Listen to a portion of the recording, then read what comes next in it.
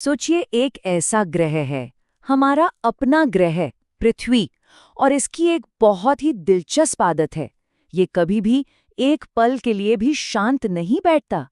ये लगातार दो खास तरीकों से नाचता रहता है, और यकीन मानिए इसी नाच में इसके सारे बड़े रहस्य छिपे हैं। कभी सोचा है कि आखिर ऐसा होता क्यों है? क्यों सूरज हर रोज उगता है और फिर डूब जाता है? या फिर साल में कभी चिलचिलाती गर्मी होती है तो कभी कड़ाके की ठंड? ये सवाल हम सबके मन में कभी ना कभी तो आते ही हैं। तो चलिए आज इन्हीं सवालों के जवाब खोजते हैं। और इसका जवाब हैरानी की बात है पर बहुत सीधा सा है। ये सब कुछ हमारी पृथ्वी की बस दो बुनियादी आदतों की वजह से होता है।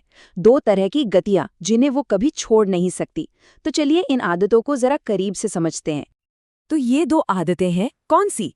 पहली है घूर्णन, जिसे हम कहते हैं रोटेशन, यानी अपनी ही जगह पर घूमना। और दूसरी है परिक्रमण, यानी रेवोल्यूशन, मतलब सूरज का एक लंबा चक्कर लगाना। तो देखिए, इन दोनों में एक बहुत ही साफ फर्क है। घूर्णन मतलब पृथ्वी का अपने अक्ष पर घूमना, इसी से बनते हैं दिन और रात। और परिक्रमण यानी सूरज के चारों ओर की वो लंबी यात्रा, वो हमें देती है अलग अलग मौसम। यही दोनों गतियां मिलकर हमारे ग्रह पर जीवन को वो रूप देती है जो हम आज देखते हैं।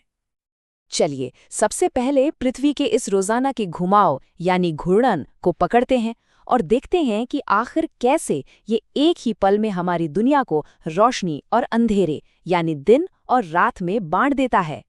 जरा एक घूमते हुए लट्टू की कल्पना कीजिए। हमारी पृथ्वी भी ठीक उसी तरह एक काल्पनिक धुरी पर लगातार घूमती रहती है, और इस एक पूरे चक्कर को पूरा करने में इसे लगते हैं ठीक 24 घंटे, जिसे हम और आप एक दिन कहते हैं। अब ये घूमते घूमते पृथ्वी का जो भी हिस्सा सूरज के सामने आता है वहां हो जाती है सुबह यानी दिन, और जाहिर है ठीक उसी वक्त जो हिस्सा सूरज से दूसरी तरफ अंधेरे में होता है वहां रात होती है। कितना आसान है ना? और यही वजह है कि हमारी दुनिया इतनी कमाल की है। सोचिए, जब भारत में दिन की रोशनी में स्कूल की घंटी बज रही होती है या बच्चे खेल रहे होते हैं, ठीक उसी समय दुनिया के दूसरे कोने में अमेरिका में रात का अंधेरा होता है और बच्चे सो रहे होते हैं। ये सब बस उस एक घुमाव का ही तो खेल है।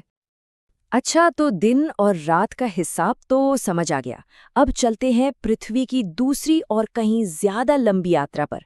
ये वो वार्षिक यात्रा है जो हमें कभी गर्मी, कभी सर्दी, तो कभी बाहर का अनुभव कराती है। जी हाँ, अब हम खोलने वाले हैं ऋतुओं का रहस्य।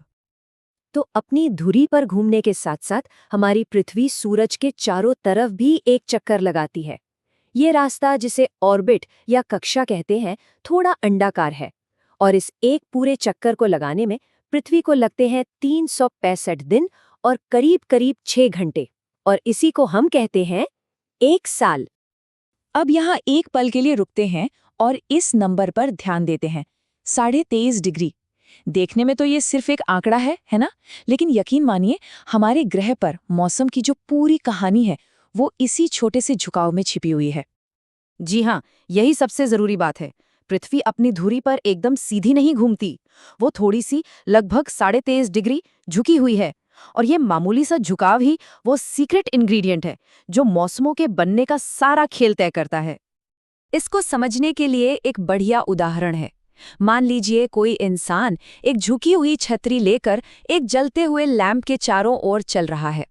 अब जैसे जैसे वो चलेगा, कभी छतरी का ऊपरी हिस्सा लैंप की रोशनी में ज्यादा आएगा तो कभी निचला हिस्सा। हमारी पृथ्वी और सूरज के साथ भी बिल्कुल यही होता है।